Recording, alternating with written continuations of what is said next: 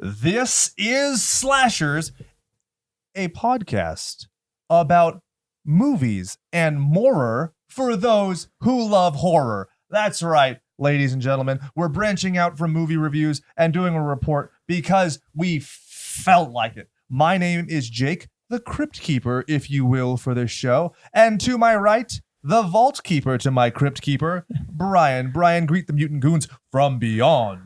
What's going on, boils and ghouls? And to my left is the old witch to my Cryptkeeper, the newest member of the party posse, Chad, producer Chad. Say hello, Chad. Hello.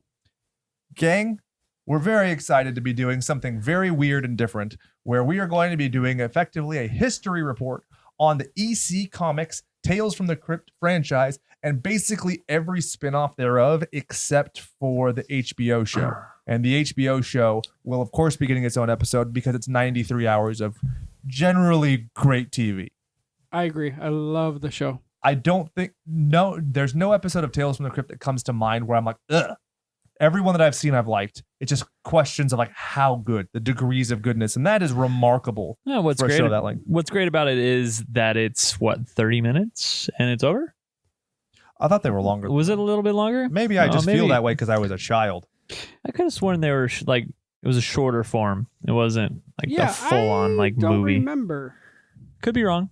I'm gonna Google that right now. I mean, most of them are good though. Maybe because I was a fucking child. I know what I'm talking about. Tales, Crypt, HBO, runtime. But the reason why most of them are good is they just ripped off other stories. Yeah, that's true.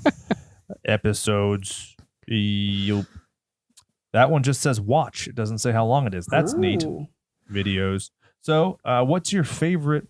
We're not on that one yet. Well, we're not on it yet, but honestly, the only one that I truly remember is of a little girl that used to walk and almost like skitter across the floor. And you would hear her footsteps like.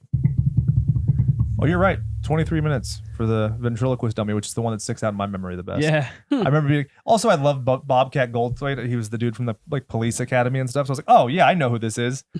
And then what ends up happening in the episode is very different than Police Academy. I'll tell you, spoilers. Wow. Chad, do you have any episodes that stick out in your mind? I love the Santa Claus one. There's like a wife kills her husband and they're like, oh, there's a maniac coming or is released somewhere. And then he comes and he's like super creepy looking. And yeah, she has to then fend him off. It's kind of interesting. It's a fight for your life. Yeah. Huh. Fight for what's right. I just remember watching it near Christmas and I was like, oh, this is great. Like Black Christmas. Right? Yeah. Yeah. I remember Black Christmas being like, oh, this could be great. And then it's not, which is super fun. Did you like Krampus though? So I didn't like Krampus the first time I saw it. So like, this is too derivative. God damn, and now I'm like, I love it. Bug. Jesus. Was it a tick? Ever since I watched those goddamn movies, let me tell you. Hi-yo. So, shall we start at the beginning? Yes. Who's beginning? The comic book company's beginning. Let's start there. With MC Hammer. I was going to start with Educational Comics, founded in 1944. And we could talk a little about Max Gaines because he came from All American Comics, which he had co-founded. Right. That had Green Lantern, had Wonder Woman. I mean, I feel like you essentially have to start with him because he, had kind of created. Right. Yeah. Comics. He was, he brought up to what, Procter and Gamble, like the idea of having this ad. And didn't they just like kind of shun him? They're like, I don't think that's going to work, right? Yeah. Well, because he was like a salesman and he talked about doing 4-color panels that were supposed to be very innovative. Right. And then he ends up kind of through the back channels becoming, but he was a dude who did everything. It's a very interesting time. In our lifetimes, I always think of people having like a career, like this is what you do, right? And back then it was just like, oh, he was a door-to-door salesman, a chemistry teacher, a publisher. Oh, I read somewhere that he was a haberdasher. Yep. What in the fuck is that? People who do buttons and stuff like that for clothing. I thought somebody made up a word there for a second. No, we used to make jokes about opening up our own haberdashery. Wow, that's 12 years old, that joke.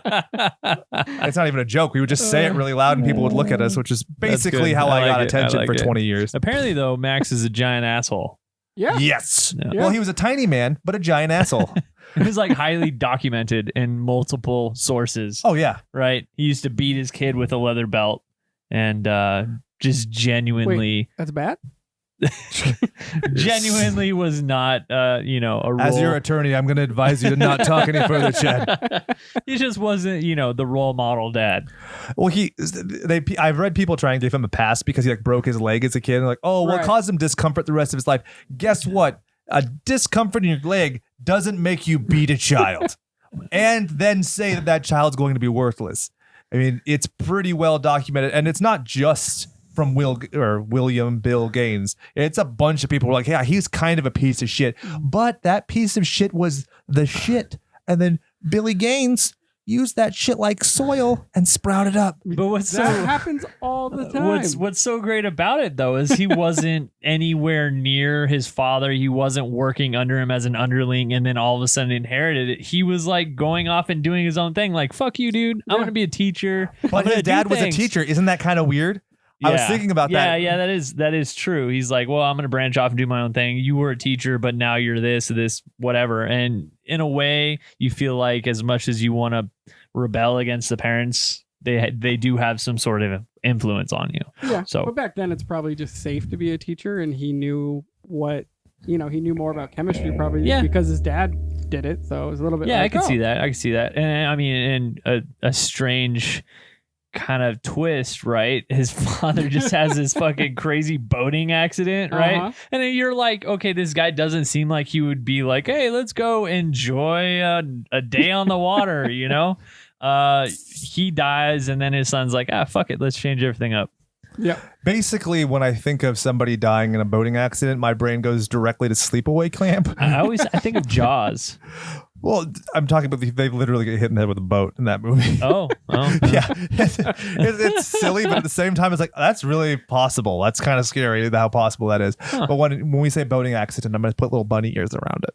I feel like it was a very planned accident. It happened in Lake Placid, but not the Lake Placid with the alligator. Not with the giant alligators. Or crocodile, yeah. God, it's those little baby crocodiles at the end are so cute. I want to own them all. That movie's fucking awesome, man. So good. I love it. Okay. Betty White fucking kills it. I did rewatch it more recently. It is pretty slow, but I still enjoy it. I feel like, you know what? Throughout the movie, Betty White just calls people cocksuckers. Yeah, and then, I'm rooting for the crocodile, or she says something. I saw a guy make a really funny point online. I'm sorry. The odds of this person ever finding this show and calling me out for stealing his joke, I don't think are very likely. But he said, if you want to know how old Betty White is, she starred in a show about being old before most of you were alive. I was like, holy fucking shit. That's very true. I like to think of it as Hollywood magic, but no, she probably was older in Dirt when that came out. Yeah, well, I'm very obsessed with Golden Girls. Estelle Getty was barely older than BR. I mean, we can talk about all sorts of fun stuff, but that show fucking rules, unironically rules. And I know a lot of people try and be trendy and stuff, like, oh, haha. Don't look down your notes. That show is full of like great writers and performers. It's awesome. I know this isn't a horror podcast, but if we, when I just said reviewing movies and horror, I would really love for more to be Golden Girls at least one time. One of the shows I listen to while I'm driving, and I just said, damn it, was... So now I have to leave that in when I edit. Thanks, Brian. Yeah, you're welcome. Should we explain or just move on? Nope. Broussard and somebody else, they're sports reporters, and one of them is obsessed with Golden Girls, so much to the fact that they are going on a cruise. They have Golden Girl cruises. Dude, I can kind of get down with that. I think it's awesome. I think it's a bunch of old people getting down.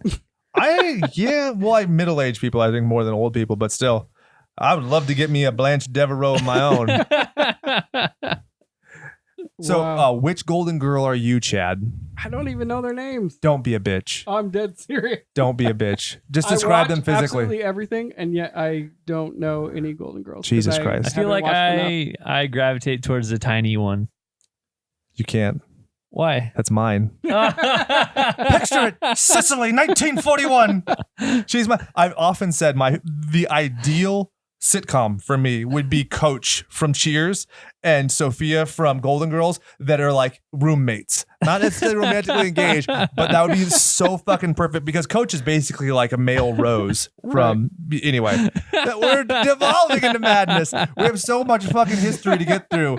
God damn it. So educational comics changes hands from Max to Bill. Well, let's get into what they do a little bit first because I want to point out some of the hypocrisy. We talked about how Max is kind of a piece of shit, but right? He also sells publications of the illustrations of the Bible. Correct. Right. So he did the Illustrated Bible, Tiny Tot Comics, Bible Comics, Animal Fables, and did he do Land Before Time? I don't know about that, but if he did, that's cool. I believe he did. Yeah. Oh, that would make sense. Littlefoot, because he's got that weird leg thing. It wasn't a club foot. It was from an accident, but still. So, Land of the Lost. Oh, that would make sense. Land of the Lost. There we go. So, Bill says about his growing up, he said that he was a, quote, an atheist Jew raised to believe in Santa Claus, but not God. Yep.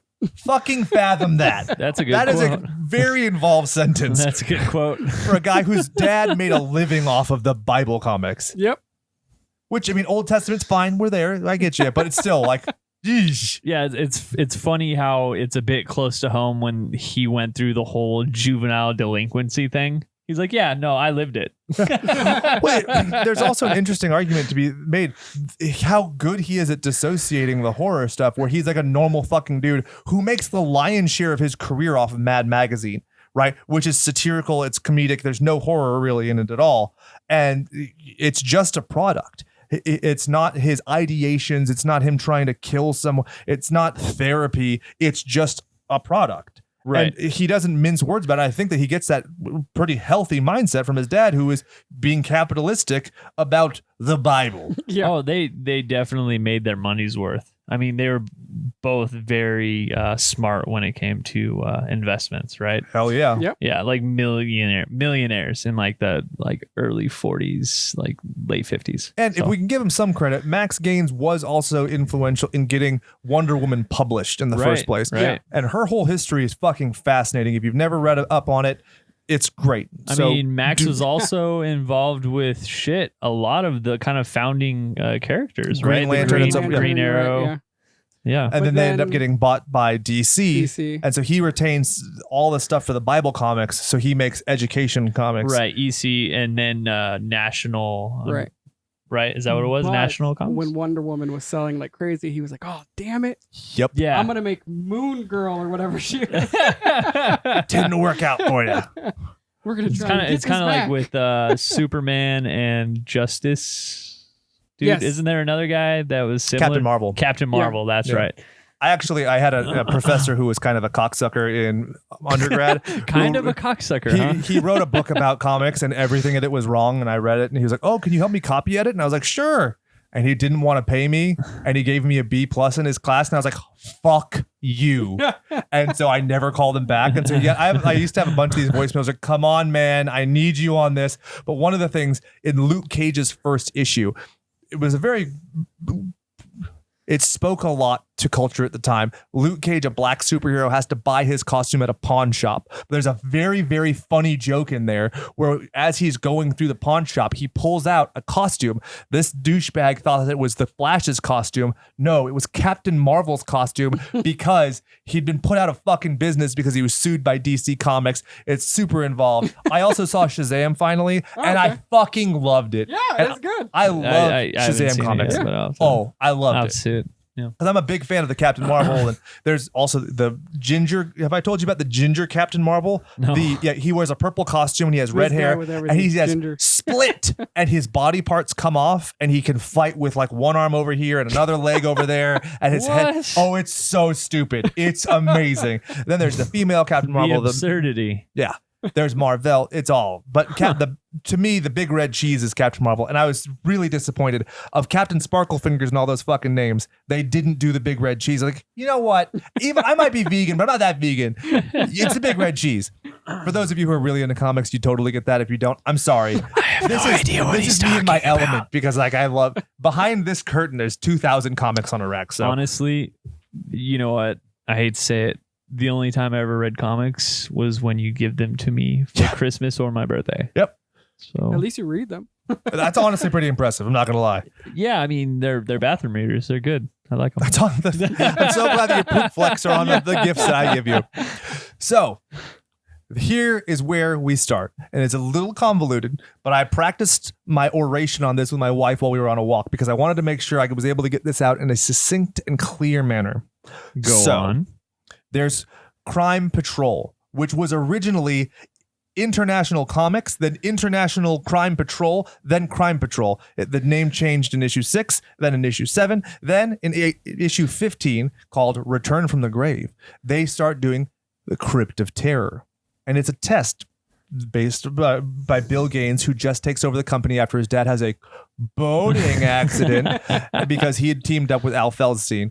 So by issue 16, the next issue, because it's bi-monthly, there are more horror stories than there are crime stories. Yep. Then by issue 17, it's rebranded as the Crypt of Terror. Then by issue 20, it's rebranded again as Tales from the Crypt. Now, the numbering stays the same because they wanted to get around second-class postage permits. By keeping the same sequential smart. numbering, it's one title, so you That's don't have to really reapply and do it over again. Yep. Awesome. Yeah. Very cool. Very Yeah. clever. And in sorry, go ahead. Well, I thought it was really interesting and kind of scratched my head a little bit when Chad, I think you sent me the link and I clicked on it and then it said episode 20 and I'm like, well, let me go back to the first episode and then I'm like, I don't get it. Yeah. but that's also why Vault of Horror and Haunt of Fear technically have more issues than Tales from the Crypt. Did you catch on that? I did. So the Vault of Horror had 29 issues and the Haunt of Fear has 28 issues, which we'll get into those because it's basically a copy paste of Tales from the Crypt, but I like it quite a bit. I think it's super fun. I kind of wish that more things did that. What I also find interesting is the development of the Cryptkeeper, because in the issue 15, he's kind of like dark in a like corridor type thing, like super long hair covering his face. So they don't really show like the facial features at all. He's It's like kind a of like the dark menacing figure from mystery. behind. Yeah. Lots of negative space, yeah. Right. And then, as it progressed, then he becomes to like the slapstick, What's one thing that's jokes. really the interesting Jake jokes. to me is like the Vault Keeper, the Crypt Keeper, and the Witch all eerily looked alike. Fucking identical. Like, I'm like, okay, it's not me, right? No. They're all the same. Yeah, they're all. Okay. The ghoul lunatics, yeah. Yeah. That's one of the things I like. We'll get into it, but in the cartoon series Tales from the Crypt Keeper, they actually in season 2 introduced the Vault Keeper and the Old Witch, but they're differentiated because the Crypt Keeper is based on the HBO version, so he doesn't have nose and he looks a little more zombie-esque. The Vault Keeper is basically just the guy like he was, and then the Old Witch is green and actually looks more like a witch. But in the old comics, they look exactly the same. I think in this issue right here that I'm gesturing to, if you're watching on YouTube, you can see the three of them on the side. They're basically the same person, which is funny because not only are their characters the same, they look the same, their function is the same. Right. Barely different. Which but I actually like is interesting enough. I feel like the witch in season 2 looks eerily similar to the witch from like the old Looney Tunes. Oh, 100%. Cartoons, right? Yeah, for sure. You know what I'm talking about? For sure. Little word on her nose and Oh, yeah. everything. Yep. Yeah. Okay. Those Very iconic looks. Typical, like witch. Right. Okay. Which is great because when they brand, there's no introduction. If you notice, episode 1 of season 2 doesn't have them. Episode 2 of season 2, they're just there. And there's no real explanation as to why the Crypt Keeper is fighting with these two people. They changed the whole beginning and everything, getting rid of like the boy running through, and it's just now it's just the other host trying to get into the house. Right. Yeah. I think is great. We're getting into it. Don't worry. Strap in, mother butt fuckers. And one thing, sorry to add on to that, is I really like the fact that every season had the comics intertwined within the intro. Some sort of way, there's like comic book pages being thrown up in the air. There's pictures of like a scary banshee lady, and then it goes to the cover or like, something from the comic book. So I agree. Yeah, I think it gets better. I think they intro it very well. The first season, the intro is basically the Universal monsters, which are iconic, and then it gets more and more niche. But I think season 2 is definitely the high water mark for that show. Oh yeah. butt fuckers. We're not there yet. We're not there yet. We still haven't even gotten to Cryptkeeper's origin in issue 33 called The Lower Berth. Do you know who his mom is? A mummy. You know who his dad is? A daddy. Conjoined twins at the neck that escape a freak show and they stop butt fucking. Then they get dragged back to the freak show and he's left alone, stranded in a cave. And I was like, oh, little fella, I want to adopt you. Then I was like, nope, you probably murder me in my sleep. So yeah, like I said, its debuts in April 1950. 27 issues total bi-monthly. It's created by William Gaines, as I aforementioned, and Al Feldstein, who was an artist. Now, both of them, the reason they even get to this is they loved pulp horror and they loved radio horror. And so that's going to be very important in the creation of characters like the Old Witch, which we will get into. Did you know that Max Gaines died in his boating accident on my birthday in 1947? So this still is a birthday episode to me. Birthday episode to me. Oh, that's pretty interesting. And Max talked about how abusive his dad was. It's very well documented. No, Bill talked about how abusive. No, he even said, I'm an abusive piece of shit. No, you're right. Bill says that Max is abusive. But this was, I thought, very interesting. You know how Bill starts his Senate testimony when they did the committee on the juvenile delinquency? He starts off, quote, 2 decades ago, my late father was instrumental in starting the comic magazine industry. He gave him high praise. Yeah, he talks about how he edited the first few issues of Modern Comic, the famous funnies. He was proud of the industry and helped found. And he also threw out the Bible thing, which I thought was very smart, right? You're like, come on, you're talking to a guy whose dad did this, so how bad can I be? Well, he also talked about the basic economics of it. His dad gave a career to writers, artists, engravers, and printers. He talked about how it weaned hundreds of thousands of children from pictures to the written word. It stirred their imaginations, given millions of hours of entertainment. My father before me was proud of the comics he published. And my father saw in comic book a vast field of visual education. He was a pioneer. And yet they still talk to him like he was a fucking child. Yeah. Yep. That Senate testimony is crazy annoying. It's very one-sided, just like I feel like any Senate committee kind of interrogation would go. One thing that I thought was really great coming from Bill was how they kind of were questioning how the artist came to the portrayal of the murders and any of the pictures that are depicted. Yeah. And they're like, so you tell them specifically what to do. And he's like, no, they're artists. They know what they're doing. So we give them an idea, a direction on where to go. It's their job because they're professionals. Right. And they do it themselves. So I thought it was kind of cool, him giving him credit. Not necessarily like skating by and saying like, oh yeah, I was the bad guy. I told them to do this, decapitation, yada, yada. Right. But, you know. But the artwork is what makes these comics interesting and at all. Yeah, absolutely. And it was awesome that he did give them credit on the covers and everything, and even giving them a bio on the back page. And that's what was so kind of revolutionary, right? Exactly. Because nobody did that, at all. So it was like, yeah, that's a really cool concept, or that's a cool picture of how that was drawn. I wonder who did that. Nobody really ever knew until they had their own specific artists, like with signatures and everything. Right. And he was very instrumental by picking artists based on their strengths.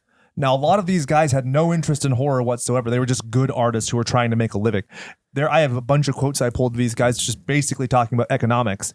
But he would know this guy can draw goop. That guy can draw gore. This guy can draw skeletons. This guy can draw motion. And so when they would write the stories, they would do 2 things. They would keep the beats in mind as far as what visual cues they're going to be and who was going to be executing it before they even sent it, before they even finalized the story, which is very different from this time, because this time it's all economics. Right. Nobody thought that people were going to save comic books. This was a one and done industry where basically people thought you'd buy the magazine and throw it away as quickly as you would the Sunday funnies. Yeah, nobody would subscribe. Exactly. Right. This is not a thing that has a legacy, and yet this whole by happenstance, this stuff created an industry. That's one thing that was so great about Bill compared to a lot of other people is I feel like he really truly appreciated the craft. Right. It wasn't just like, okay, well, I'm the owner and you guys are my underlings and you're going to make me all the money. Like, he truly enjoyed everything about this. But he didn't start out enjoying it, which makes me love this era of his career so much, because he was employed before his dad died with EC Comics. And he talked about basically he would just sign paychecks, and that's all he did. He wasn't involved. He didn't give a fuck. He was going to be a teacher. He probably didn't have a say in anything because his dad's a dick. Well, he didn't care. And then he, with Al Feldstein, they talked about stuff they enjoyed. And so they made something they enjoyed. And suddenly he has a tremendous amount of passion for it and creates this thing that's beautiful, albeit ill-fated, which we'll get into. Want to talk real quick. Max Gaines was posthumously put in. He was given the DC top 50 something contributing people to comics. Yes, and he has the Will Eisner Hall of Fame, which he was inducted in 1993, the Jack Kirby Hall of Fame in 97, and in 2012 he was inducted into the Ghastly Awards Hall of Fame. When we go through this, basically everybody we talk about is in the Eisner Hall of Fame and the Jack Kirby Hall of Fame, which, if you know your comics history, that's your Academy Award. And for so many of these people to do that speaks to the quality of what we're talking about, why these things stand out. And I truly think, but for the Comics Code Authority, that you would have Tales from the Crypt still today from that original run. Journey into Mystery, it would still be now. Yeah, it'd be awesome. I think so. It's hard to argue with the people that you consider are like the godfathers of comics, right? So they all deserve to be in the, I guess you call Hall of Fame, right? The Comic 100%. Hall of Fame. So it only makes sense. Yeah. So as I mentioned earlier, Feldstein was really into horror radio. And two of the shows he liked most were Lights Out and The Witch's Tale. So much so that if you look at the old witch, she's basically a character from The Witch's Tale. He had won an award in 1939 for the New York World's Fair. It was a poster contest. He had no ideations of being a professional comic book artist or anything. He just kind of fell into it, much like his good friend and colleague, Bill Gaines, who didn't aspire to be a publisher. He just fell into it because of his dad. He was inducted into the Hall of Fame in 2003. Now, I'm going to go through some of the artists because they are amazing. And I wish that we had better video technology, because I would totally put splash pages of all these guys. Some awesome art, very visual. We could do it. Maybe. If you guys don't mind this one being late a couple months, we definitely do it in the future. But I will say that there is a cool documentary on YouTube called The Artist of EC, which shows a lot of the artwork and kind of shows pictures of the artists as well. So it's kind of cool to like put a face to all these people and see some of the artwork they did. It's really impressive.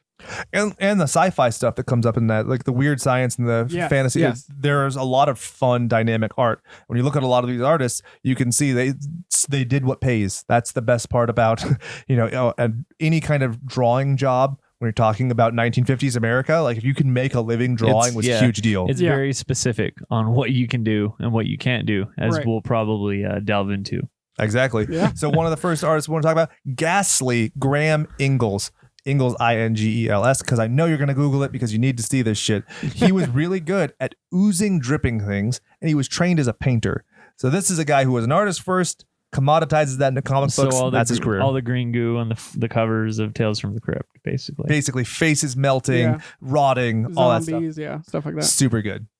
Next, Johnny Craig, and he's kind of a pioneer for writing and drawing his own comics. Very important. Now, are all of these guys consistently stuck with EC, or did they kind of bounce around? They went to like Marvel, they went to DC. It's just whoever was paying. Yeah, basically, yeah. There are some of these guys who are going to be prolific way more so in other places, but this would get them their foot in the door, because these guys in the industry, essentially, they're all freelance, right? 100%. Yeah. They weren't employees, per se. They're all independent contractors. Johnny Craig was the one that kind of had like a clean style, right? Yes. He drew a lot of like the psychological horror. And he had a lot of comedic stuff. There's a great quote from George A. Romero. Quote, "That guy just makes me laugh, even when he's drawing a gross out." And I thought that was awesome, because if you look at George A. Romero's work, there's a lot of funny shit in there. Yeah. Like even Night of the Living Dead, like when that one zombie like eats the millipede off of the tree, I'm like, what the fuck is going on here? Or Pie Face Zombie and stuff. So I appreciate that. And that's something we talk about a lot on this show, is horror is very comedic, because even if it's gross out, it reaches a level of absurdity sometimes where it's funny. It's cathartic to laugh at. And I think you get that very much in these comics. Yep. Even so much so that they have a comedic host cue it in. Right. That's a very odd thing when you think about it. Like, shouldn't you have a leering evil host, not somebody who's making stupid puns and being a member of the Ghoul Lunatics? Yeah. But there you go. Well, I think more or less it delves into both sides of what somebody could potentially like. There could be somebody who just likes horror. There could be somebody that just likes comedy. But when you combine the two, it's like you're like, oh, I don't really like the look of the Cryptkeeper, but I enjoy the puns. Yeah. So there you go. Or it's vice versa. I really enjoy the special effects, the way he's, depicted, but he's kind of lame when it comes to the puns. So kind of best of both worlds. I think it also goes to the inflection and stuff, the way that you read and interpret his lines. I'll give an example. Beverly Hills Cop. This probably just in my head because Axel F was playing when I was at Trader Joe's buying chocolate hummus. But it's delicious. Oh yeah, it's so good. So that song is one of my all-time favorite songs. So I'm sitting there listening, and then I was thinking, did you know that Sylvester Stallone was almost Axel Foley? No. And he wanted to do it as a serious role. Yeah. And when you stop and think about that, you're like, oh, I guess you could do a lot of these things as a gritty crime drama that are just absurd. But it's all the inflection of how you do it. And so you could read a line where it's a pun about something and you can be like, ah ha ha. But you could also read it like this kind of conniving, somebody who's like, who's mocking the institution of humor because they're so evil, right? Yeah. So you can kind of go so far because if you look at the HBO Cryptkeeper, who's iconic, obviously he's silly as fuck, right? But you could totally make that serious and severe. Yeah. Which is what you get in the 1972 movie, which we'll get into. Thank you very much. Joe Orlando. This dude's punk rock as fuck. Why is he punk rock as fuck, Brian? Because he's in a punk rock band. No, not that I know of. He very well might have been, but I didn't see that. So he illustrated Creepy Magazine, which was a black and white horror comic that debuted in 1964, completely in direct contradiction to the Comics Code Authority, and was basically like, get fucked. Oh, that's great. Yeah, he had his own ripoff Cryptkeeper, which I think you'll appreciate. Do you know what his ripoff Cryptkeeper was called? No. Uncle Creepy.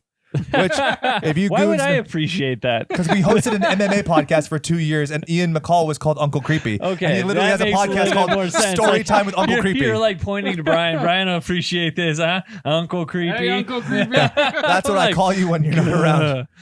When I'm talking to the baby, I'm like, Uncle Creepy's coming over to sit in the garage and That's sweat why she with never me. wants to give me a hug. That's fine. Whatever. She's playing bashful.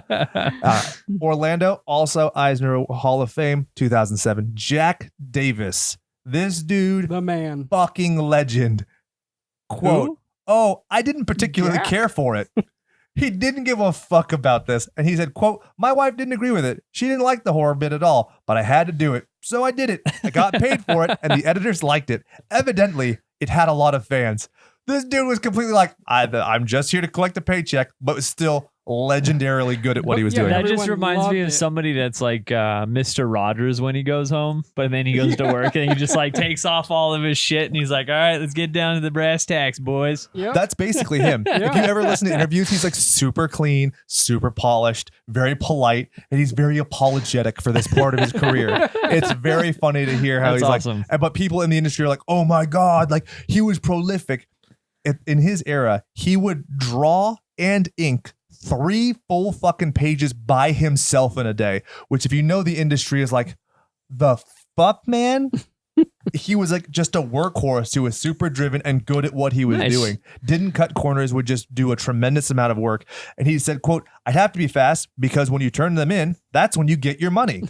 The faster you drew, the faster your money came in. Again, just a commodity, but really good at it. But I looked up some of them and they were amazing. It was awesome. Huh. He said he liked to do a lot of action kind of movements inside the drawings. I think I saw one where like a person was getting cut in half and I was like, oh, that looks so cool. He said, quote, the comics were pretty bad, pretty gruesome, but then goes on to say the Senate had an investigation, which they probably should have had. But when Tales of the Crypt ended, I was very disappointed because I needed work. Not that he needed the creative release or he wanted to show off his excellent art, but because he needed that paycheck. Yeah, it's just like the reminds me of the movie like The Professional, right? Leon the where he's- Professional? yeah, right. Where he's just a hitman. He doesn't Yeah. enjoy the work. He just does it to get paid. Or Barry. Yep. Yeah, same Love thing. that fucking show. Yeah, I think we're on like 6 or 7, but it's pretty fucking good. Oh, I love that show. Bill Hader's perfect. I love that guy so much. I'm so excited for It Chapter 2 solely for him. Oh yeah. I could give 2 fucks less that James McAvoy, who I also enjoy, is in the movie at all. That all rhymed almost. James McAvoy, who you also enjoy. But now I want to avoid because I am annoyed that it isn't Bill Hader because you all is haters. We're rapping now. Whoa. I did it. This show does everything. Well, I only got to sing my own birthday song, so I had to find another way to sing. You fucks. Well, I got you a shirt. And I'm wearing it right now. So if that doesn't say I appreciate you, I don't know what does. I haven't seen you read the comic book I got you for your birthday, and you said that you shit all over it. No, I shit while reading it. Poop flex. That's all I gotta say. So then we move on to George Evans. George, super interesting guy, also basically commoditizes the fuck out of his art. So his first ever sketchbook, he stole from his dad, who was a poster artist, right? He then goes and trains when he's in middle school with Bell Terra and Bill Pajude of the Tudor Arts. Says that every Saturday they had to turn in 5 drawings, which for a child is kind of a lot. Yeah. So he's already a workhorse at a very young age. And he was told, quote, your sketchbook is your studio. And then he says it clicked for him. And he realized that if he had a sketchbook, he could work anywhere, on a bus, in a park. And so that's what he did. He created a lifestyle for himself where he could work no matter what conditions, no matter where he was, no matter what he was doing, create pages that he could then make money off of and enjoy. I mean, That's awesome. that's the dream. Yeah. And at that time, nobody knew. He was like a YouTube creator of his time. He's like, oh, I can do something that's fun whenever and wherever. I didn't I kill the told bug. you I wasn't making it up. Fucking bugs are attacking. So I really think that that's interesting because before him, who was there? I mean, there's a dearth of characters or creators we can go to. Do you ever think to yourself, I said it again, fuck, the way that artists came up with their drawings just being a workhorse like crazy, if they were to ever somehow take a look at how artists are doing things now with like their tablets and everything, and they're dude. like, you fucking spoiled bastards. Yeah. It would blow their fucking minds. The amount of things that you're able to do and the innovation in art is amazing. Some of those art tablets that people use, like, I mean, my tattoo artist has one, and Mine too. it's phenomenal. It's fucking crazy. Yeah, Andy will sit there and completely redraw things or change things. And what she's able to do with that is truly spectacular. And it's crazy to think of how far we've come, but also you look at so many pieces of work now and you can look at like these are the foundations that we rely on. Right. People still recreate this style. This retro chic still exists because it's so iconic, which is amazing to think that you now have these neon colors and you can do all this stuff, but people will still put out a comic in 4-color just to mimic this. One, It's crazy. people still get tattoos comic style with like 100%. big bold lines With and everything. Ben-Day dots and everything. That's Yeah. basically what neo-traditional is Yep, a comic absolutely. book, which is every tattoo I have. So, but you're very right. When you look at the innovation in art, how far we've come, it's amazing to think of. We live in truly like a great era for comics, and you have a bunch of people who are being shitty like, oh, Marvel's run out of ideas. There's a black Captain America. There's going to be a woman Captain America. Why don't they make a new superhero for them? Get fucked. Comic books have always been a commodity. Art is a commodity. Every horror movie you've ever liked is a fucking commodity. Aren't they just like an ever expanding universe anyways? Yes, if it's good content, who gives a fuck? Yeah. Oh. Yeah. Rick Remender did probably one of my favorite Captain America comics in recent years, and it's arguably a horror story where Captain America gets trapped in Arnim Zola's like hell world for over a decade. It's amazing. If you want great art from John Romita Jr., that's what you want to be looking at. Let's move on because we have so much to get to. And I'm looking at the clock. I'm like, holy shit, I thought we were going to have to stretch for time. We're going to need to compress at this point. Wally Wood. Okay. He was a founding artist for Mad Magazine. Why is this guy important to me? Chad, do you know who my second favorite superhero is of all time? Superhero? Yes, my first is Captain America, a la the tattoo on my forearm and the fact that I just referenced it for no reason and crowbarred it into an episode about a horror comic. Daredevil. You're 100% correct. Woo! And Wally Wood debuted his red on red costume. Oh, that's cool. All right. He used to have the yellow on red costume. Yeah. Ugh. I like that costume. You did? I did. Oh. I really enjoyed. And Jeff Loeb's comic with Tim Sale, Daredevil Yellow, is great if you haven't read it. I really enjoyed the Netflix show until Disney ruined it. We're not going to get into it. Not the gonna do it. boys? Huh? So I'm watching. I'm trying to finish the comic, and I hate the is comic. so Boys, fucking it's good. So you awesome. finished it? Yeah. Yeah, it's Oh. so good. I hate the Let's do a comic. podcast just about the boys. I'm happy to do It's it. so funny. It's kind of a horror. Oh, it totally There's is. a lot Yeah, of it's great. gore in that movie Yeah. / show. Yeah. The comic book is Series? Yeah, needlessly gory, and there's zombies everywhere, and there's all sorts of stuff. Guy with a gerbil shoved up his ass. There's a I just call that Something's- a Tuesday. Something shoved up somebody's ass. I mean, I won't get into detail, but does the show have a scene where a guy is describing a fetus ripping out of a woman's stomach and shooting him with lasers that he then has to murder with his bare hands? Maybe. Okay, that's what I thought. It is a horror then, and that's moving on. Wally Wood also did the first art for Stiltman. Who's What? Stiltman? The best worst villain of all time, who the Punisher fucking murked, and then at the funeral murked a bunch of other fucks. So good. He was instrumental in convincing EC publisher William Gaines to start a new line of fictional comics, Weird Science and Weird Fantasy, which later became Weird Science Fantasy. weird science. But he drew the infamous. Have you ever heard of the Disneyland Memorial Orgy poster? Hold on. Googling now. Dude, you should. I've seen this 1,000 times, 1,000 different places, and never realized that this was created by this dude. Wally West, super weird. There are quotes of him talking about how like sexy Snow White was, and then in 1980 and 1981, he did 2 issues of a completely pornographic comic book called Gang Bang, and it featured Snow White and the 7 Dwarves as So White and the 6 Dorks. Still, despite this, he was inducted into the Jack Kirby Hall of Fame in 89 and the Eisner Hall of Fame in 1992. If you haven't Googled the Disneyland Memorial Orgy poster, you owe it to yourself to take a look at it, because at the time, and what's amazing is The Disney 3 little pigs. Disney took no action against him. They took action against a company who later produced it in like a blacklight poster, but not him for creating it, which is so weird. Snow White's got a little it going on. Wow. Oh, the gangbang in the sewers. Holy shit. Blows your mind, doesn't it? So that's your guy. Al Williamson, Eisner Hall of Fame 2000, predominantly known for his work on Flash Gordon. Why is this important to me? Because Why? Star Wars is a ripoff of Flash Gordon, and people are like, me too, I'm like, Kurosawa, motherfucker. But here's the great part. When they did the Star Wars comic book, who did George Lucas recommend do the art for it? Al Williamson, because he was a fan of Flash Gordon. Pick up the pieces, motherfucker. You sure it wasn't the Disney orgy poster? Different guy. That was Wally Oh, okay. Wood. That was Wally Wood. With a last name like Wood, of course he was going to be a fucking fetishist, right? So we got one more that I'll go into, was Jack Kamen, who contributed to Creep Show, which is important because you're talking about an anthology horror that's loosely based on Tales from the Crypt, The Vault of Horror, so forth. He actually drew himself getting an assignment from Bill Gaines and Al Feldstein in Tales from the Crypt issue 31, which is so weird and meta that I kind of just needed to crowbar that into this episode. How weird is that? Yeah, that's that's a little awesome. strange. It's like usually someone would just leave like a signature or something, but he's like, fuck that. I'm writing myself into this bitch. It's a multiple panel scene where he's given this work. It's very interesting. That's funny. So, going into the whole, we're talking about a commodity here. Bill Gaines in the Comics Journal 81 said, we were putting out what we thought was selling.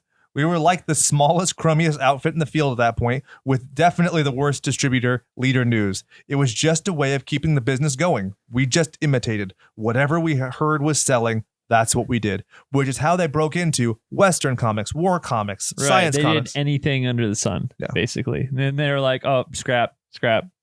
Nope, that's kind of sticking. Let's go with that. Exactly. And you look at, there's no deliberate plan. This is all very just throwing it against the wall and seeing what sticks. So much so that you look at the horror stories they were doing, they're fucking plagiarized. Yeah, they Right. went so fast that they were just like, we need another story, so we'll just take this one and this one and this one. And even Ray Bradbury was like, you guys just stole my story and put it up. And instead of like suing them, they agreed to just do like 2 more of his stories. Right. I think I remember reading And that. actually That was giving him like interesting. credit for it. Oh, So- and they paid him. Oh, okay, They good. settled for sure. Okay. Yeah, that part of it was that he then gave them license to 2 of his stories. But this is one of the craziest things. They Well, just he went to paid the for same licensing, right? It wasn't like he actually sued them or anything. retroactively. Right, So basically, it's okay. a settlement. Yeah. Right. Yeah. But they went to the same well, Thank like you, Lord. H.P. Yeah, Lovecraft and it's Edgar more- Allan Poe. I feel like it's more or less like, I know what you did there. Yeah. I'm not going to sue per se, but I mean, But if you don't, if you happen to leave something on my doorstep, I might turn the other cheek. So let's get into the conception. We were just talking about basically the Haunt of Fear and the Vault of Horror are basically the exact same comics. So much so, this is the weird part. So the first 3 of 5 stories in any of these titles would be, if it's the Cryptkeeper, it's Tales of the Crypt. If it's the Vault Keeper, it's the Vault of Horrors. If it's the Old Wish, it's the Haunt of Fear. So they would do the first 3. Then the other 2 Galunatics would come in for the 4th and 5th story. Yes. And that was across the board, they would like mix hosts. which is so weird. Would they chime in as well, like throughout the comic? They sometimes would, and they were sometimes actual characters in the Yeah. comics, but They just use it by as and like large- a ongoing joke. Yeah. Right. Okay. which is weird because their characters overlap. They all kind of have the same smarmy attitude and the same punny jokes and stuff. It's just one of those things where it stuck with the Crypt Keeper, so they just did it twice, and then they directly compare and contrast them, where they have like an association. Like there's even an origin story of how they come to work for EC. Yep. Super weird and fascinating. You scared me. So in the Haunt of Fear, the first issue, who's the host, Brian? Vault Keeper. The silence that you had before that was correct because it was actually no one. Oh, The old witch comes in later. And she ends up in every issue of Tales from the Crypt and Vault of Horrors after. And she's also in the crime suspense stories, spelled suspense stories, where it's one word. I should have known it was a trick question. You fuck. Yep. And she was based on, I wanted to make sure I referenced Old Nancy from The Witch's Tale. Old Witch, Old Nancy, and Old Nancy is an old witch. Okay. So that's how overt the references are. The quote unquote references by Al Feldstein is like, oh yeah, I'm a big fan of this thing. So I'm just going to do this thing in a visual format instead of an audio only format. Yes. So the original or her origin is in Haunt of Fear issue 14's quote, A Little Stranger. Now, here's a very interesting part of the Haunt of Fear. In the issue number 19 from 1953, Foul Play. This is referenced and beaten to death in the Senate subcommittee hearing. It's cited by that Dr. Wortham. It's reused in a bunch of stuff. Foul Play is they literally rip the body parts off of a baseball player and then they use his body parts to play baseball. All right. So they're like, it's a bad taste. It's terrible. The absurdity in all of that, right? Right. You're like, no, none of this is practical in any sense. So don't take it seriously. Come on, guys. if this Dr. Wortham could point to an incident where this happened, where they recreated this violence, I'm like, okay, maybe it is contributing to the delinquency, but nobody to my knowledge in American history, and correct me if I'm wrong, because I'd love to see the crime scene photos, has ever dismembered somebody and played the most boring sport ever with the body parts. Dr. Wortham, the same guy that wrote Perversion of Innocence, Yep. sounds like a pedo book. Yes. Yeah. He did good things in his career, but Yeah, he's Yeah, he most did. notably for this. Yes. and being a piece of shit. So it's basically one of the things that's so great about us doing this, episode now. You can definitely see how history repeats itself. So if you're a kid and you're listening to our show, first of all, thanks for supporting. Second of all, you probably shouldn't be listening to me saying butt fucking every other word. And third of all, you can see history is important because it repeats itself over and over, because this era was saying comic books are the devil. That's why our kids are delinquent, not bad parenting. And nowadays it's like video games are the devil. That's why Yeah. Yeah. I didn't want to repeat myself that much. Right. I mean, it's the same thing over and over again. Mortal Kombat's evil. It's, you shouldn't be playing video games because it rots your brain. Marilyn Manson is telling people to kill themselves. Ozzy Osbourne.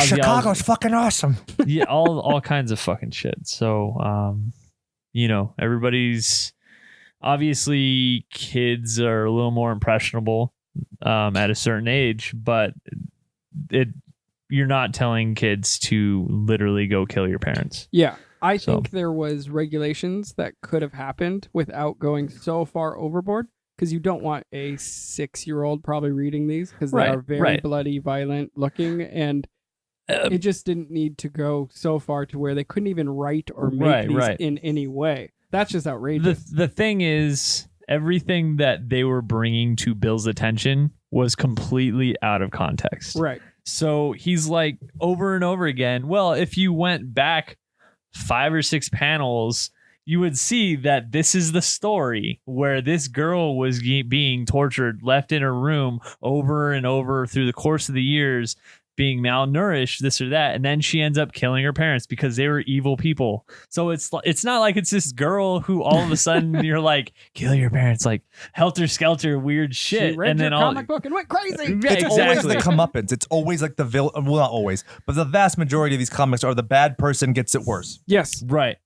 There's always the moral of the story. Yeah. And it doesn't have to necessarily be what's the fucking TV show Leave It to Beaver kind of thing, right? Yeah. It's not like, oh gee, Wally, this is how it is. Like somebody dies, but then you have a moral of the story.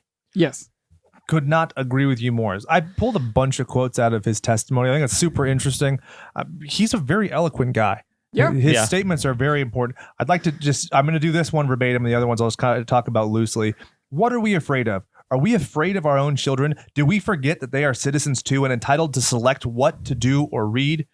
We think our children are so evil, simple-minded, that it takes a story of murder to set them to murder, a story of robbery to set them to robbery. Jimmy Walker once remarked that he never knew a girl to be ruined by a book. Nobody has been ruined by a comic. Yeehaw. It's super on point. He then goes on America.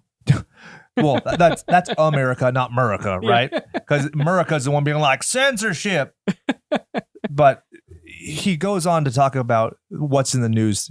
I read the news today, oh boy. But it was reported, right, that he was sick and on drugs. Not like, I don't think dangerous he was drugs, slightly but like, medicated. Yeah, so I he feel kind of was like slurring or slow sounding a little bit. Yeah, and I feel like some of the really responses he Right. gave were very short and contrite. Is Right. that the right word? Contrived or contrived. Something. Yeah. Well, they're making a mockery of him and he's not taking it. Like Right. he's not biting. For instance, they try to point out the fact that he doesn't have children as if it's like a snub to him. And he's like, nope, I don't have children. That's not a big deal. I think it was part of the questioning was, would you subject your children to these comics? And he said, yeah. And they're like, do you have children? He's like, no. And they're like, well, do you have friends and family who have children? Yeah. And that's who Would he you- showed it to. Yeah. Would you show it to them? Yes, I would. And I So, have. That's yeah. how he did market research. That's the thing. He was a publisher. He's not he doesn't view himself, at least this time, as like an artist. He views himself as a businessman. And how Right. do you do that? You do market research and go, hey, kid, do you like this? Then I will continue to make this. Right. And I think that's where he kind of stepped off, because he didn't say appropriate age ranges or anything. Right, Not right. like they were going to listen to him regardless. They were going to shut him down regardless. But I felt like he could have maybe had some sort of regulations that would have made more sense, and Yeah. maybe it could have worked a little bit better. But didn't happen. Well, it was a losing battle. Exactly. Right. So then you're just kind of there to be a dick. Well, bear in mind, in American history, you don't even get PG-13 until you get to Gremlins. Because Yeah. Gremlins was rated PG because it wasn't severe enough to be Right. R, but then they're like, wait, what the fuck are we letting these kids see? Like these monsters are I've seen murdering people on boobs Christmas? on PG movies, and you're like, whoa, what? Yeah. So it's crazy to think of, but the idea of having a tiered system when it comes to ratings is very revolutionary. But here's one of the crazy things. When it comes to the ESRB, the Electronic Standards, ESRB. Yeah. they rate themselves. The Mhm. Comics Code Authority is them rating themselves. And I feel like they just went too far because they were afraid of being censored in legislation. Yeah. So I don't think that these are evil people. I think these are people who way underestimated the value of free speech at the time. Yeah, I can see that. Absolutely. Because we'll get into what the language of the authority says, and it's fucking bananas. It's a little absurd. It's crazy. One thing I want to touch on, in 2007, there was a revival of Tales from the Crypt that was by paper cuts, only did 13 issues. Then in 2016, they did another that was only 2 issues. So it's kind of frustrating. And I think that, like I said, if it was one continuous story from then to now, I think you'd still have people buying it. like if you have amazing fantasy or detective comics, because it would be a legacy comic. But when you rebrand it, it's like, oh, you're just trying to capitalize. Amazing Fantasy would be a porn by now. Probably. I mean, Mary Jane did die once because of radioactive cum. I know There you we're go. not talking about it because it's going to be on the next episode, but wasn't there supposed to be something with like M. Night Shyamalama Ding Dong doing Tales from the Crypt? Correct. Yep. Which, I mean, it fits his style when you think about it. Like, what is a Sixth Sense? The Sixth Sense is a one issue of Tales from the Crypt. Yeah, but another series for him to ruin? Come on.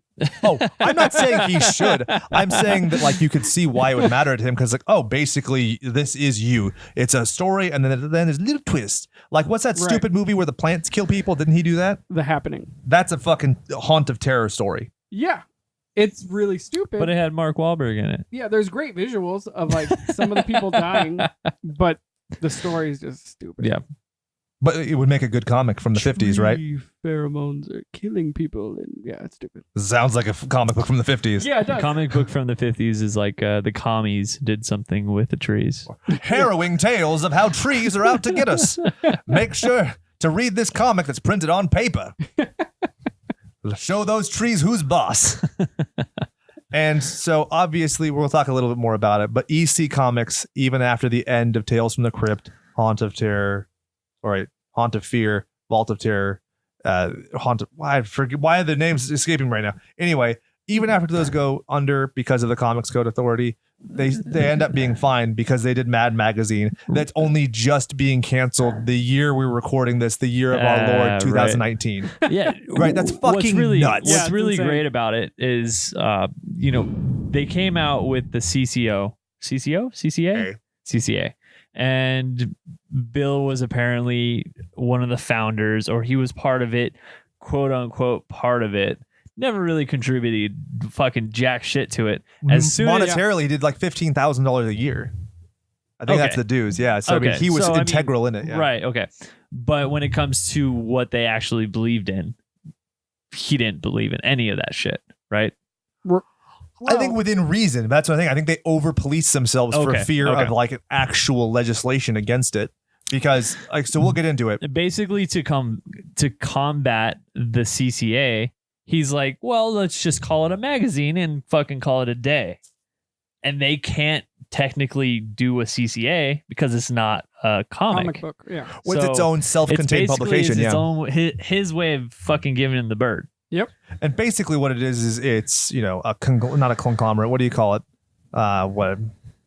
A co-op of different creators who come together. And basically what they did is they make an embargo against anybody selling a comic that isn't authorized. So your Barnes and Noble wouldn't carry a book that wasn't CCA approved. And so that's why he rebrands and does everything as Mad.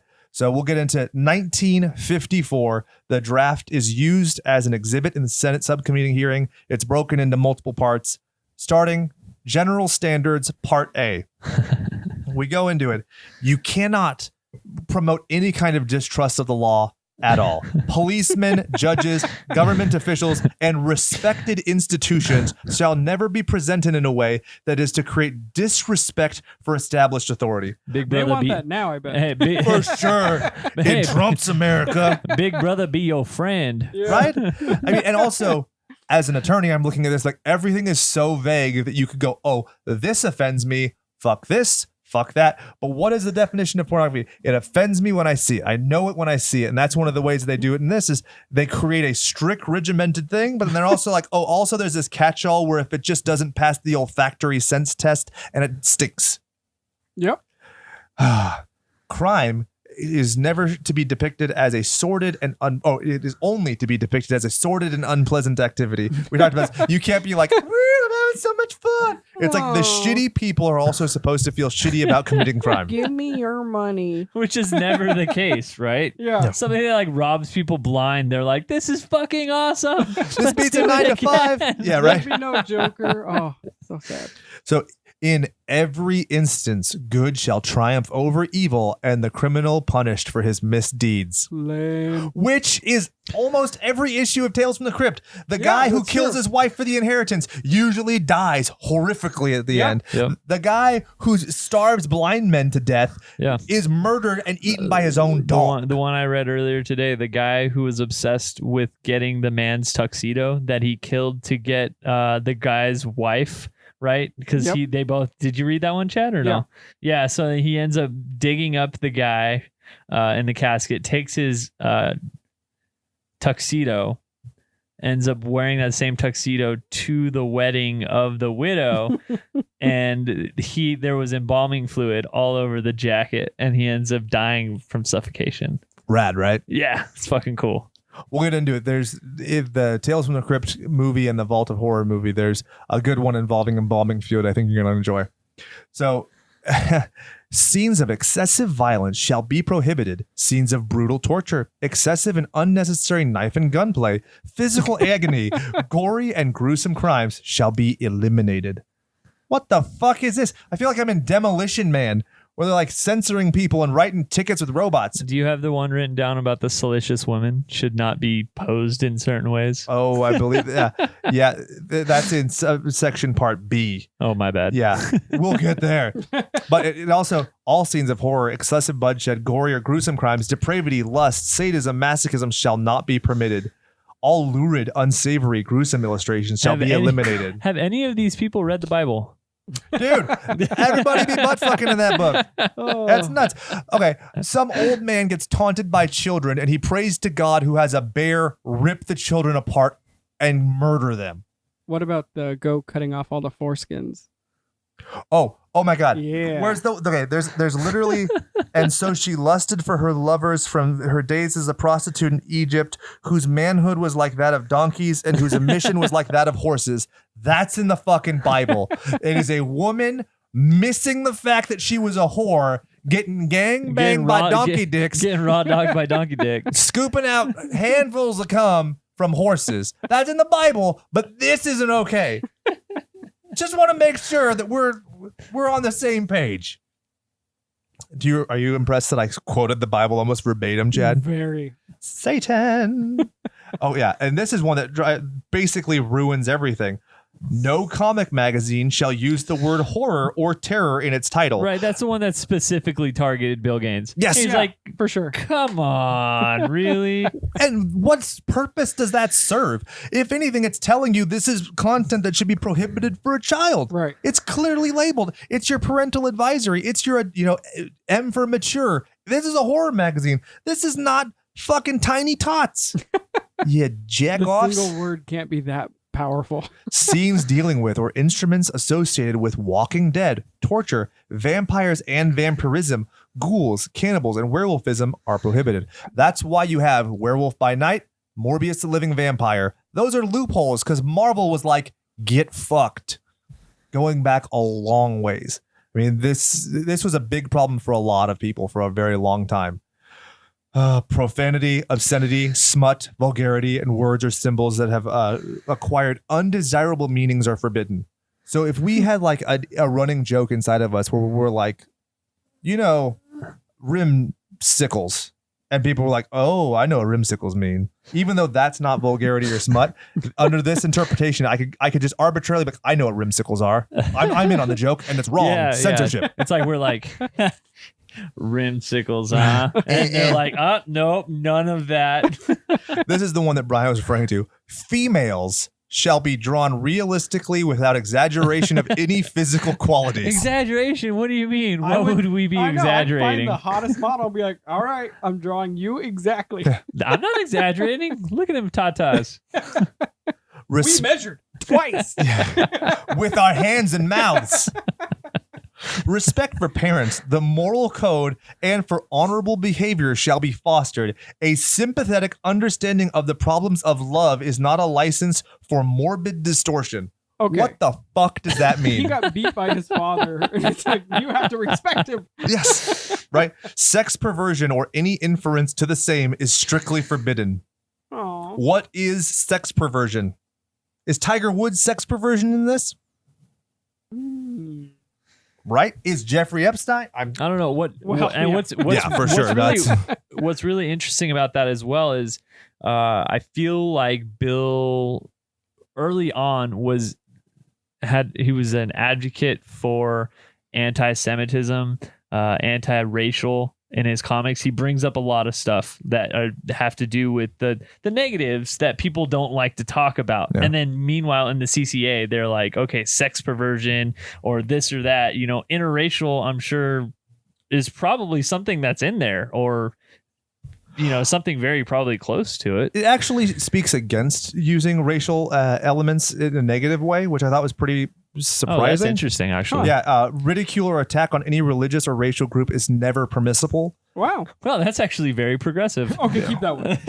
But then it seems like they're very specific. They don't outright say homosexuality, but they talk about sexual deviancy and abnormalities a lot. Even with that one, if you are doing a comic book that touches on racism to teach a lesson, you can't do it then. He used that as an example. Right. He's like, in my crime stories, the guy who says Spick is the bad guy, we can't do that. He is the villain, but they take just the panel where he says that. They just use that word. They just focus on that word and not necessarily the meaning behind or the emphasis in the story. Right. Yeah, another great example. They talk about how the sanctity of marriage shall never be questioned.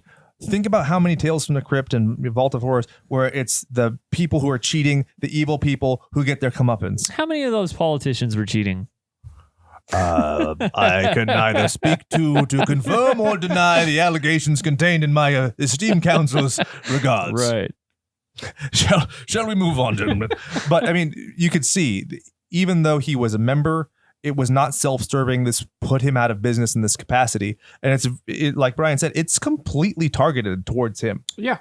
I mean, it's absolutely butt fucking insane that you would do that to your peers, your colleagues, your contemporaries. And he was for the idea of creating age-restricted content, something to protect children, but within the realm of reason. What's really crazy about it is imagine somebody who maybe didn't necessarily think at the time that it was such a bad thing, or somebody that was an advocate for it, compared to somebody like Bill Gaines. Like, that's like drawing a line in the sand and being like, we will never work together like ever again. So choose wisely. Yeah. Well, this whole thing almost killed the entire comic book industry. 100%. That's crazy. I mean, sales plummeted and nothing worthwhile was pretty much being made at this point, because it's like you can't touch on anything. And it's what sells. Sex sells. Yeah. Violence sells. It's entertaining. And also it's escapism, right? Even John Carter from Mars has fucking big-titted women, which I think was originally a pulp novel, but then it was adapted into a comic. I think, if I'm not mistaken, John Carter. Terrible. Oh my God! Right? My So bad. I was so wanting it to be awesome, but no. You remember when Johnny Rico was in the Tarzan movie, like the City of Gold or something like that? It was on par with like that in levels of bad. Yeah. And I referenced that specifically because I think the same guy did Tarzan and John Carter. That's like, pulp was weird and fun and exciting, like Valerian and the City of 1,000 Planets or whatever, like sexy, weird women and stuff. And then under this, because it's so vague, it's self-serving in that capacity where it's like, oh yeah, this offends me, but that's an alien. So the fact that it has 17 tits and they're all huge isn't a problem. You could do that, right? But you can't go, oh, my comic book called, Vault of Terrors is going, you can't do that if there's expressly something limiting that, which is just nuts. Right. It's outrageous. It's not nutrageous though, which is a candy bar. Indeed. It's what I call it when I have a I'll go ahead and I'll believe you on that one. Thank you, Chad. I'm gonna have to do that next time. Oh, I'm saving this. When my wife and I were first dating, this kid was running around rampant yelling, and he yelled, "It's juice time!"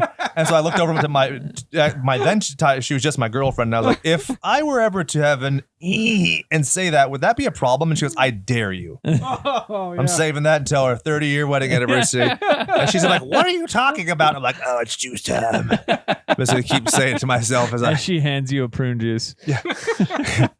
Probably the opposite with my bowels. Probably give me a cork. Funk. So shall we get into Tales from the Crypt 1972? Yes. How cool is this? The comic book dies in 55. And in 72, they made a movie about it by the same name, buying the rights to do it right. Amicus Productions had a bunch of really fun anthology films. And I think that the era of the anthology horror is making a comeback, which is awesome. So at this time, that would put Bill at about, 50, I believe? Because he died in 92, which would be 70.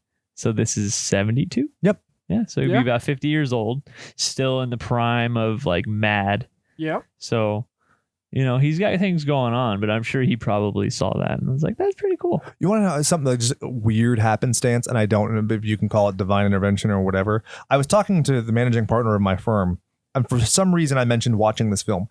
I have never talked to this man about a horror film at all. He just asked what was on my mind or what was going on. I was like, oh, I watched Tales from the Crypt from 72. It was really good. And he goes, Tales from the Crypt, 1972. My dad took me to see that when I was 11, and I hate horror movies now. And I was like, and he referenced one thing, and I was like, I don't think that's right. And then he goes, yeah, it has the scene where the man is eaten alive by his own dog. And I was like, yep, that's the movie. Didn't mean to make you relive that with your PTSD. But it was very funny. Like, what are the fucking odds of all the movies? Right. I take it he's not a fan of the show. I don't think he's ever listened to it. I'd be very surprised if he did. I think that he'd make me change my stage name.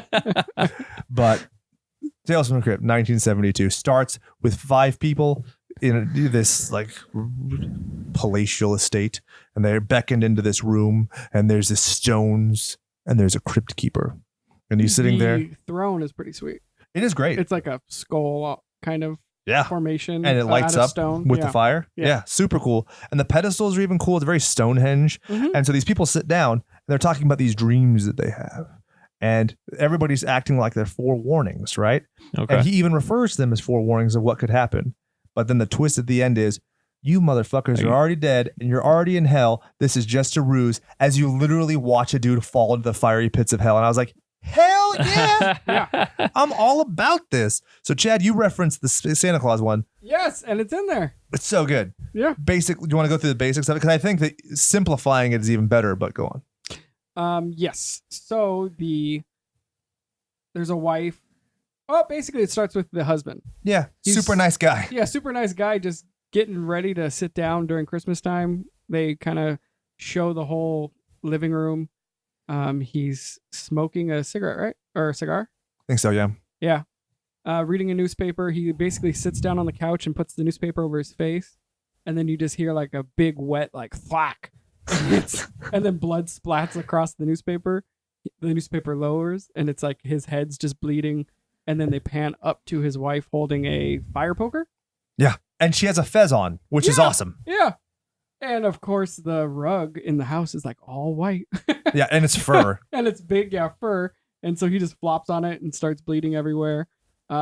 She gotta love that contrast, right? Oh, it's great. Exactly. The vibrant red on the white. Yeah. And we're talking 70s blood, so it's the color of your hat. Yeah, I mean, it's super, silly. Yeah, it's ridiculous.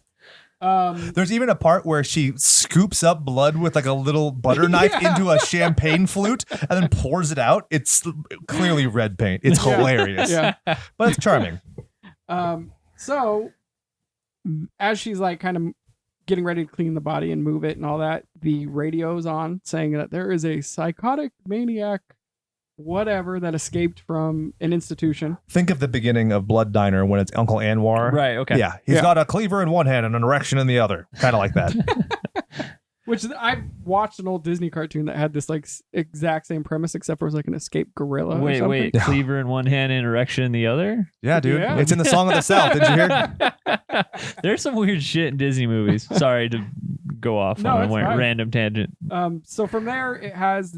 So yeah, the radio's going on, and then they even pan down to the newspaper, and it even says escaped maniac again.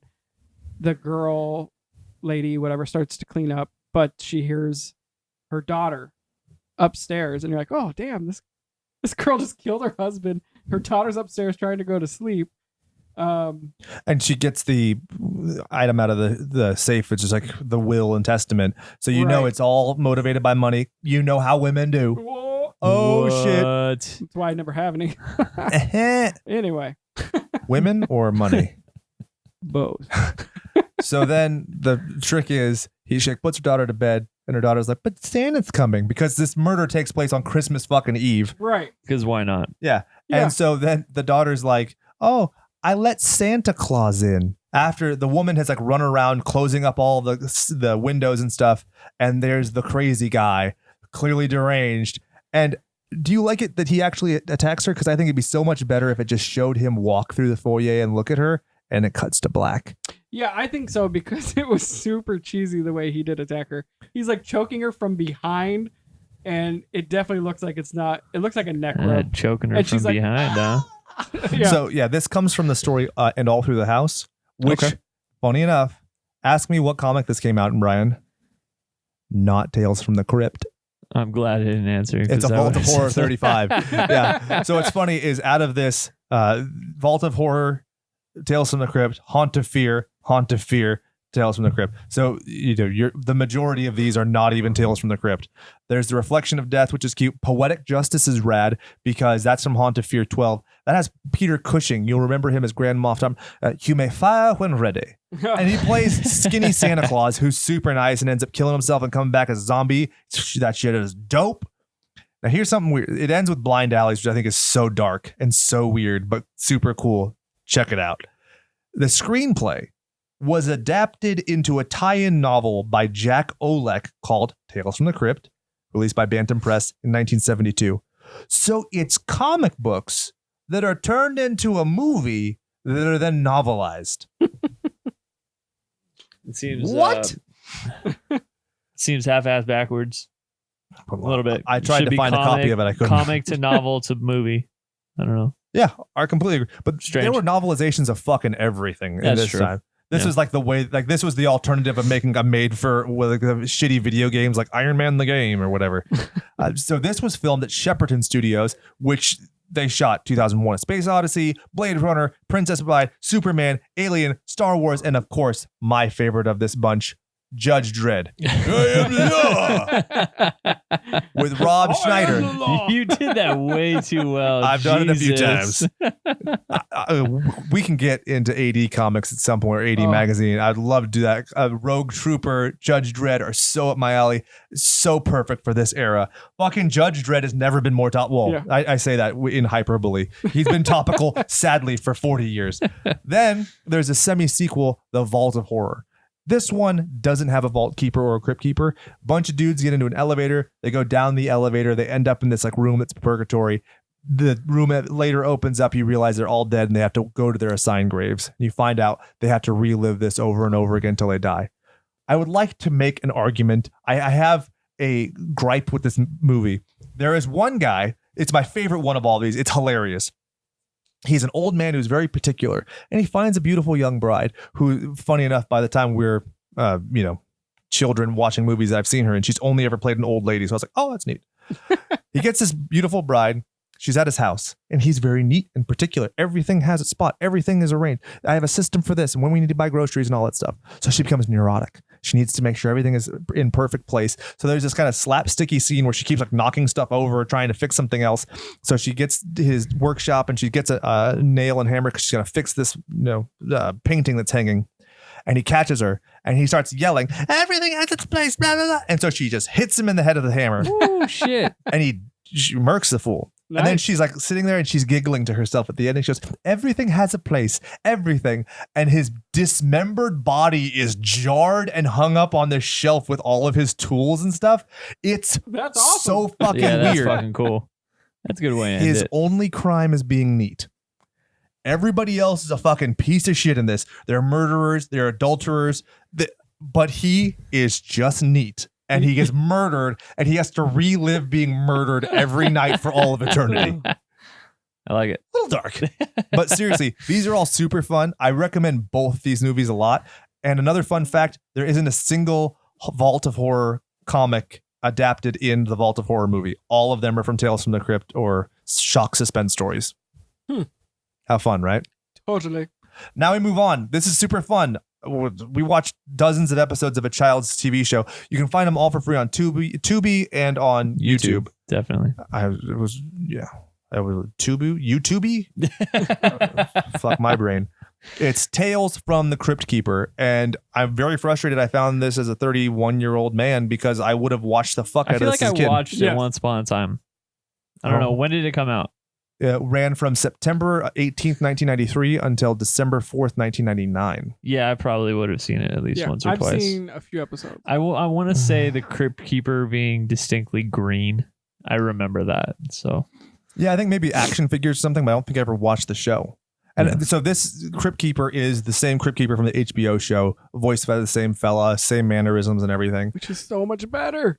yeah, What do you mean? This The- show or? The HBO version of the Crypt Keeper is just awesome. Oh, well, yeah. I mean, And if you compare one's it, a cartoon version and one's a HBO getup. So I mean, Yeah. you got a little bit more money thrown in. So. No, I mean just like the change that they made from like the crazy white guy with long hair. Oh, right, to right. From the comic. yeah, From, to the okay. Yeah, that makes decaying sense. Corpse. That makes Yeah, sense. That's what I love. Ralph Richardson played him in the movie, and he did a fine job based on it because it was supposed to be like a very serious movie, but you can't compare it. He doesn't even do like the slapstick anything. There's no real pun work or anything. So Exactly. we can go into some of the episodes. I mean, the most 90s thing I've ever seen, the first episode has an Hasta La Vista reference, not once, Dude, but it was twice. Twice. It was it twice or three times? Yeah, it was twice. Yeah. Yeah. Anytime he dreamt of the bike, Yep. he's like, "Hasta la vista." Yep. Yeah. And The so- kid was super fucking That's annoying. probably them just using the same clip to Super Yeah. save annoying. time. But I Or, love to, His his older Yeah. brother is such a douche. I know. Such a douche. so He many acted kids in this like are He's so like- annoying. brother. He's like, "We're gonna steal everything." He's like, "What?" And so when you look online, a lot of people kind of misconstrue this and like, oh, how weird and capitalistic that they would do this. In this era, there was so much stuff that was like rated R content that was being marketed to kids. RoboCop toys, Terminator toys, Alien toys. This wasn't that weird. No. Yeah. And so we officially didn't want kids watching it. We were totally willing to take their money. Now, like I said, Season 2 killed it. yeah, it's the best one. It's, Right, with Ben and Mike Yeah. or Bill and Ted. No, Oh, that's the end of season one, actually. Season 1 finale. But I know why you're But it thinking goes that. into season 2 though. They're in the intro for season 2, which is Yeah. why you think that. They're in season 2 with the Transylvania train to Transylvania. That's in season 2, I want to say. It is? Oh, Cool. okay. Yeah. I mean, unless they just make kind of like a cameo. Right. Yeah, there's You know which one I'm talking about, right? Yeah. The train where they take the train and it's I full of didn't a watch bunch that one. I of watched bunch of their Draculas and first shit. one, which is Ghost Ship. Yeah, and then there's also Mildred and Camille come back, and then there's the kid, what is it, Horace, the nerd comes back, really conniving off, like, so he has a pet rat. This bully makes the rat disappear. The nerd kid then takes this ancient Asian tea and it turns him into a werewolf. So he runs around the town running amok, and then he's like, "I'm gonna fuck you up, bully man." And the bully's like, "You ain't gonna fuck me in the ass. I'm gonna fuck you in the ass." So the bully takes the tea. Raw doggy style. Yeah, exactly. He takes the tea and then he's about to raw doggy style the nerd, and he goes out and the cops are like, "Oh, you're that monster that's been running amok. We're arresting you." And they take him off and they take him away. And so- Meanwhile, it's the wrong guy. And the nerd planned it all along, gets his revenge, finds his rat, and he's happily ever after. It reminds me of the South Park episode where Cartman teaches the horse to bite the wiener. Yes. Lance Tenement must die or whatever, right? Yeah. And so that same kid comes back, and there's one where it's a very Little Shop of Horror, Rappaccini's daughter, where he falls in love with a plant girl. It's just kind of a spoiler. Sorry. You can totally tell from the very beginning. But there's, I don't know how detailed we want to go into these. I took detailed notes just because they're like, I thought these were super fun. I really enjoyed this Right. show. I think some of them could easily be adapted to like even a movie because they were just so cool. I mean, obviously Yeah, I you can have to see flesh that. out a lot of like talking and stuff, but it's great. Just like the subplot or whatever, or even the main plot would just be so I want to easy. say like the Transylvania Express. I want to say it's called is obviously off of like the Oriental Express. Oh, yeah. Right. Yeah. Murder on the Orient Express. Yeah, exactly. There's the gorilla's paw, which is meant to be the monkey's paw, Yep. which is fun. That one actually references Aladdin, which had been topical at the time, and gruesome gladiators instead of American gladiators. Well, episode 2 had kaiju battle. Yeah, it was awesome. Yeah, right. And they call him I was Godan. like, Cheek loves They call this. him Godan. Yeah. Yeah, it's a mixture of Godzilla and Rodan, which I thought was super cool. There's also the Ultraman ripoff in it. Yep. And the Cryptkeeper is awesome. In the first season, I think is very spectacular because they put the Cryptkeeper in the background of lots of stuff. Like there's an episode with these ants, and so on a penny in the background, it's the Cryptkeeper instead of Abraham Lincoln. Oh, that's fun. There's a bunch of cute little things. Kind of reminds me of stuff that they used to do with like Animaniacs. Yeah, very Yeah. similar. Yep. Yeah. And we all note the Vault Keeper and the Old Witch come in season 2. They're phased out before even season 3 gets there. And season 3 is just a garbage fire. Like I don't like anything about it. It becomes way more overt in terms of moral. That's good because I didn't watch any of it from Yeah. season 3. Yeah. Crypt Keeper at the beginning of the episode tells the kids what the moral of the story is. Like, you shouldn't pollute. And you're like, well, what the fuck, man? Like, I know where this is going. But yeah, that's pretty much it. I highly recommend it, especially if you can watch it for free. Like, Yeah, I mean it's again with what I now learned in that you can change YouTube to 1.5 speed. oh yeah, I was watching him like regular speed, like fuck, dude, 22 minutes is taking forever. Jake's like, 1.5 it turned into like a 12-minute episode. Fuck yeah. and it's awesome because the voices are already high pitched and they're already like they talk slower because they're trying to delay the animation because it's a cheap show. No question, the animation's kind of shitty. Plus, I'm super Yes. old and I like to watch it in subtitles, so it doesn't matter. I just read it. Yeah. And then by season 3, I watched at 1.7 speed. I could not fucking take it. I was like, this is the worst shit ever. There's another couple fun episodes I want to talk about. There's the Brothers Gruff, which I think is funny because we just did it. Brothers Grimm kind of thing. Well, it's or- Billy Goat's Gruff. Oh, okay. There's Hunted, where it's kind of most dangerous gamey at a certain point. The hunter is trying to track this like Sasquatch type thing, but then gets trapped by the Sasquatch, and you find out it's a curse where it follows a hunter. And so he's going to be hunted until he could pass the curse on. Yeah, so if he catches another person, they become the Sasquatch. Yep. Awesome. There's an 8-legged freaks in the Descent kind of homogenization where it's the haunted mine, where there's these weird chihuahua looking bat creatures, which are super fun. Dead Men Don't Jump, which is a basketball story. Oh, the one you referenced, The Weeping Witch, which is really rad, where it's that ghost thing. There's so many fun little things that I like I said, highly recommend you watching. It's like almost seems like the modern age Scooby-Doo, 100%. Yeah. right? But it's real. That's the thing that's fun. It like, because in our era, like a little bit after our generation, like my little brother's generation, it's Scooby-Doo had like real scary stuff, and it wasn't just dudes in masks, because this is real scary stuff. Right, not just, right. There's one I wanted to touch on. Cold Blood, Warm Hearts. It's a romance, which I think is super funny Aw. between two sea monsters, but there's a great ripoff of Shaw from Jaws. You got to see it. It's super funny. And with that, can we move on to Secret of the Crypt Keeper's Haunted House? What? Oh. What's that? Do you know what? You don't know what this is? No. Okay, I'm super excited to tell you guys about it because it's the dumbest, craziest, silliest fucking thing I've ever seen. It is Go on. Legends of the Hidden Temple, but themed as Tales from the Crypt. The Crypt Keeper is the host, and then there's another host who actually interacts with the kids. So it's an actual game show? It's a double dare type running through, Weird. and they transpose 3D 90s animation on top of it. How long did this Ouch. air for? One season. It ran from September 14th, 1997 until August 23rd, 96 to 97. And it lost the 1997 Emmy to The Price is Right. But it was for Outstanding Game Show. But it is fucking they lost crazy. to Bob Barker, so really? Like, Did you lose? I feel like it's rigged from the get-go. But a kid on the episode I watched spelled Eagle Eggle. It was like a contest where you had to like spell these things Oh, right. no. There's a time and you have to like run around with the Eggle. Oh, well. What's so funny? Can't win. Yeah, I want to find him and be like, "Hey, what's up, guy? Remember Eggle?" He's like, Can't got win my them all. pass connect." Can't win them all. Yeah, and I think that he's probably living under assumed name with like a beard in a cabin somewhere, like Ted Kaczynski. He's like, oh, anywhere he could be away from the mystic and majestic eagle. So, boys, that gets us all the way up to the HBO series, which we're gonna have our own separate episode on. So, what do we think about Tales from the Crypt, the comic, the history, the shows? I actually really enjoyed it a lot going over all of this. Not saying I wouldn't enjoy it beforehand, but going into this with being my first time doing the whole research part of the episode, I felt like it went really well. I liked it a lot. Yeah, I totally want all the comics.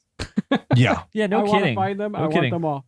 I saw there if was you're a out there and you have them, send them I to mean, me. even just prints. Yeah. Right? Yeah. Like posters. Even reprints. Yep, They did do absolutely. reprints. and so- omnibuses, which is Yeah. like a conglomeration of everything. But there are like single panels that go for like thousands of dollars at auction. Just Damn. one panel of Right. this, the original stuff, of course. I will not get any of those.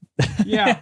I mean, I have no money to actually pay for any of this. For sure. If you want to donate generously to our cause, I would like to send out a special thanks to our friend Joe Otero, who provided all of the Haunt of Terror comics that you see before you. Super nice of him to do.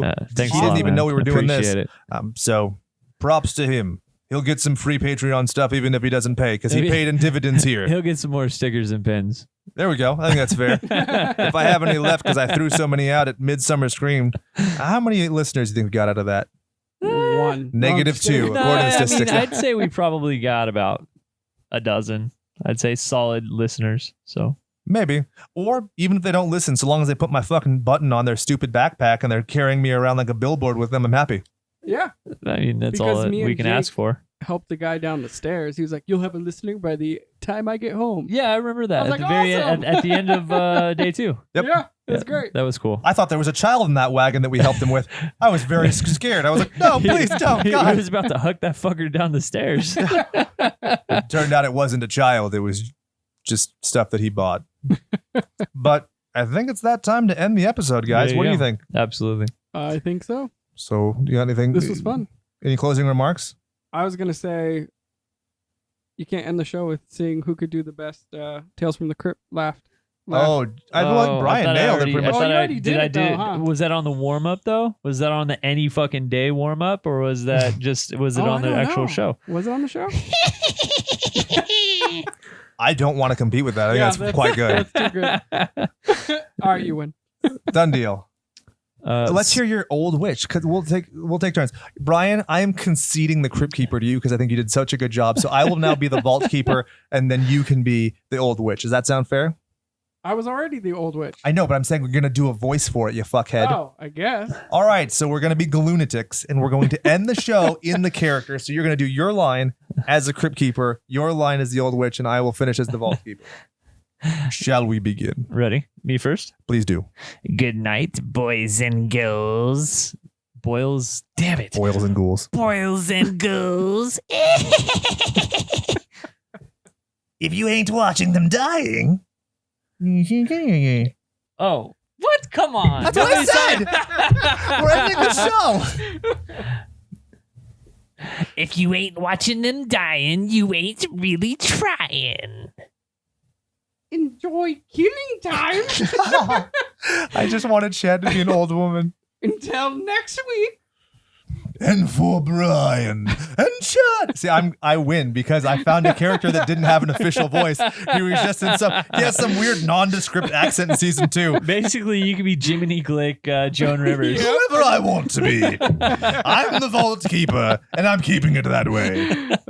For Brian, for Chad, I'm Jake, the Vault Keeper, reminding you to go out there and do something you love. And remember that all work and no power play makes Jack a dull boy.